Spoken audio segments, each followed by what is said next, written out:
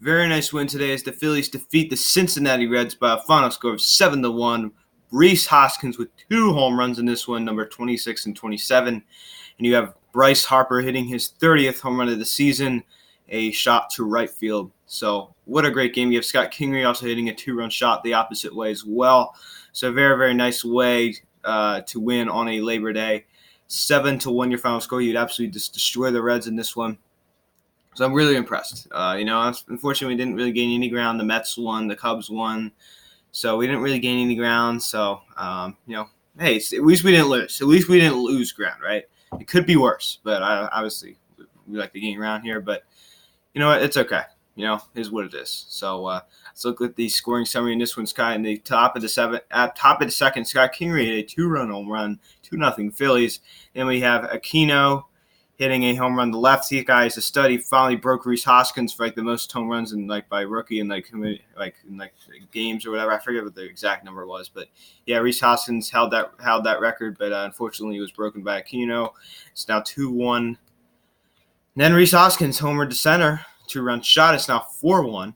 And you have Harper hitting a blast 371 feet to right, a 2-run shot. It was his 30th home run of the year for Harp. It's now 6-1 Phillies. Then Mr. Hoskins goes deep to left, way back there, goes way back in the second, not in the second deck, but the back rows back there in left field. And it's now a 7-1 ball game. The Phillies go on to win by that score, 7-1, your final score. And as I said, very, very nice win in this one. So let's take a look at the box score in this one. My thing is lagging, so just give it a second. Corey Dickerson 0 for 4, 1 strikeout. Brad Miller 1 for 3, 1 run scored. Sean Rodriguez 1 for 1, run scored. Bryce Harper 1 for 4, 1 run scored, 2 RBIs, 99 RBIs. By the way, he's 1 away from tying his career high. Right now, he currently sits at 99, which is the exact same he had in 2015, his MVP year. So, guys, 2 RBIs, and then he'll break his career high. So, he's on track for 120. I mean, I wouldn't be surprised if he did more than that. Hoskins 2 for 4, 2 RBIs, 2 runs scored, 3 RBIs, 1 strikeout. Cesar 0 for 3, run scored, 1 walk, 1 K. Kingery 1 for 4, 1 run scored, 2 RBIs, 2 strikeouts. Adam Measley 0 for 3, 1 walk, 1 strikeout. Knapp 0 for 4, 3 strikeouts. Drew Smiley 0 for 2, 1 strikeout. Logan Morrison 0 for 1. Nick Williams 0 for 1 with a strikeout. Our 157 hitter, Nick Williams. Drew Smiley got the win today. Went 5 1/3, 4 hits, 1 earned run, 3 strikeouts, 3 walks. I keep confusing walks with strikeouts. 3 walks, 8 strikeouts. A very, very solid performance out of Drew Smiley. We haven't really seen this out of him since July. So very nice performance out of Smiley. So, and that is enough to propel us to win. He didn't really go deep. He went 5 1/3. Not bad. So, better than nothing.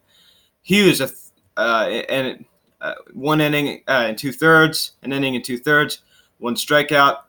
Ranger Suarez, an inning, 1 hit. Vincent, 1 inning, 2 hits. And that's your ball game. So, Drew Smiley, a pretty decent outing. The bullpen did its job. Jared Hughes hustling in from that bullpen again. We kind of lit up DeSclafani, 7 innings, 3 hits, 4 earned runs, 2 walks, 8 strikeouts. So both starting pitchers today both had 8 strikeouts. DeSclafani didn't do terrible. We did, obviously tee 4 runs off of him in this one. So it was a solid offensive performance in this one. I'm very, very proud of the Phillies about how they went out and swung the bats in this.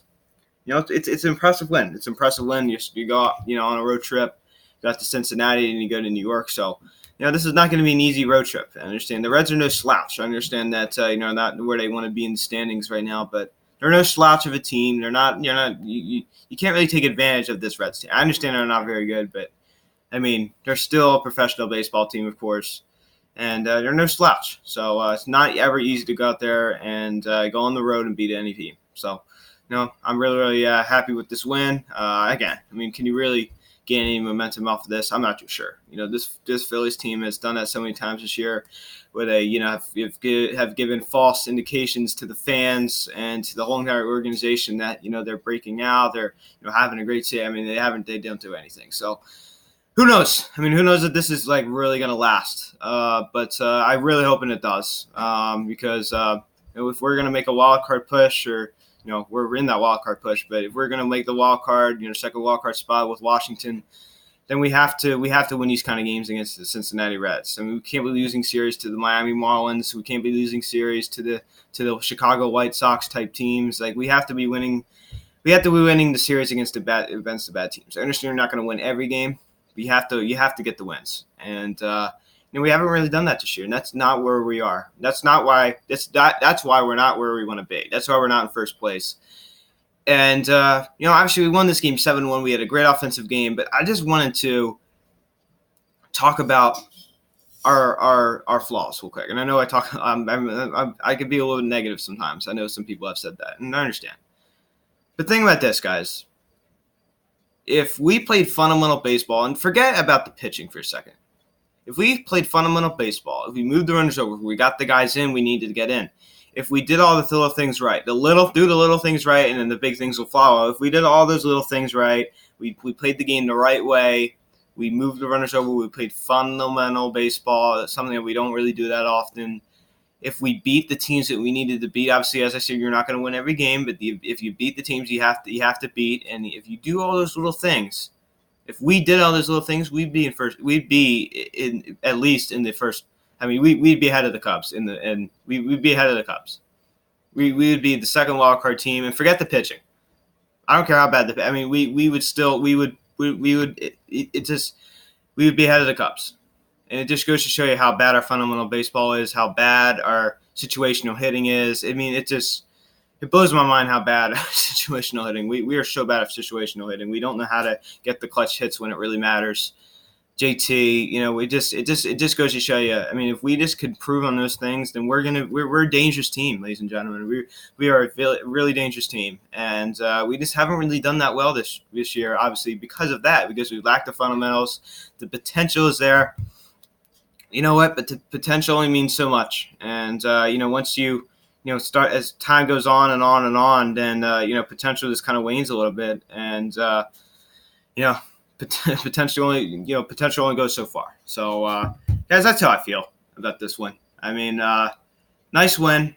Are you going to build something? Are you going to build off of this? I hope. I really hope. I'd like to see us win tomorrow night. Of course, 6:40 the first pitch. And right now is 8:16. I apologize I couldn't make a video right after the game. I was with family, and I'm also just kind of it's the first day of school tomorrow, so I'm a little bit, not nervous to say, but you always get butterflies before the first day of school. So 6:40 tomorrow night, the first pitch. Vin Velasquez going against Sims, 2-1 with a 4.99 ERA. Alex Wood was supposed to go tomorrow night, but I believe, but I don't know why. I guess he didn't want to. I guess they bumped him. Oh yeah, by the way, on the finale game, no, that's not a finale game. The finale game's on Thursday. Sonny Gray will throw against Jason Vargas. And then on Wednesday, it will be Trevor Bauer.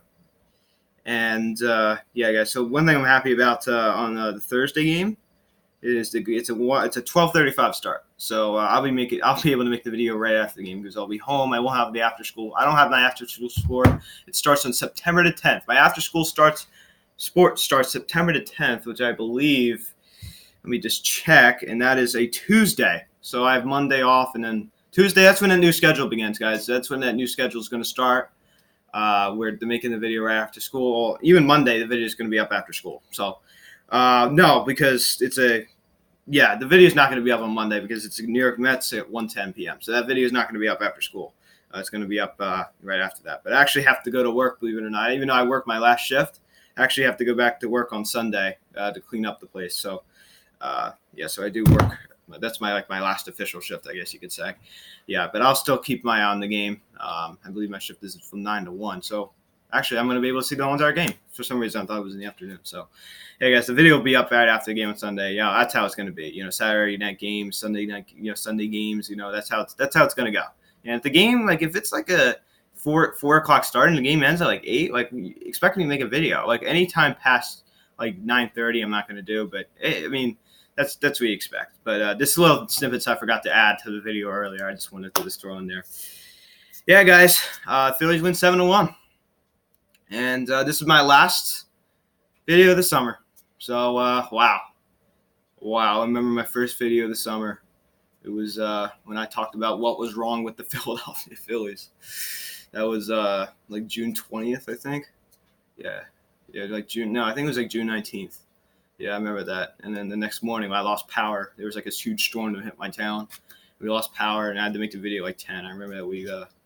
Wow, that's crazy, man. I mean, that does seem like a while ago, though. I know some people say summer flies by. Well, I guess it did. I don't know, but I enjoyed my summer. So, yeah, guys. So you take the first game from this 4-game set. Some people are, saying that we're going to sweep out the Reds. I'm not too sure about that. I mean, it's hard to sweep out a team. I don't care what team it is, especially a 4-game series, especially on the road. So it's never easy. So, and just one more thing to add to that point I was making earlier. I know I'm kind of jumping all over the place in this video. I'm sorry. I'm just a little antsy. Gabe Kapler, he's part of the reason too. And I forgot to mention this. Alex Rodriguez actually mentioned this. I believe it was. Kapler does not want his players to move the runners over. When we have a runner first, he wants them to get a hit. Well, of course you want them to get a hit. Like, don't we all want them to get a hit? But they're not going to get a hit every time. Like, he wants them to try to get a hit. Well, how about you try? How about you don't be selfish and how about you try to move the runner over? Of course you want to get a hit. Like, everybody wants to get a hit. So that was such an idiotic comment by Gabe Kapler. I just could not help myself but to mention it. So I just wanted to say that, guys. I'm done. Obviously, I've said that almost every video. I'm done with Gabe Kapler. And he's so bad. He really is. He's so bad. So, of course, I read a report this morning. I got an email and, trying to check Twitter, and Matt Klentak still has Gabe Kapler's back. I mean, who knows, how, obviously, who knows if he's just not faking everybody just to have his back, or does he really mean that from heart? I really hope that's not from heart, because if he really has, Kapler needs to get rid of, Klentak really needs to get rid of Kapler. I'm hoping that Klentak's not just faking it out on everybody about the Gabe Kapler situation. Kapler needs to go. So, guys, thank you so much for watching this video. I'm Luke, and please check out the social media link in the description below. Please smash the like on this video. Please tell your friends about these videos. And I will see you Wednesday afternoon. So, yep. Unless the game ends, like I said, unless the game ends like super early tomorrow night, which it probably won't, I will see you Wednesday afternoon, and kind of just give you a fill-in about how the Phillies did, and we'll recap that game. So 6:40 the first pitch tomorrow night.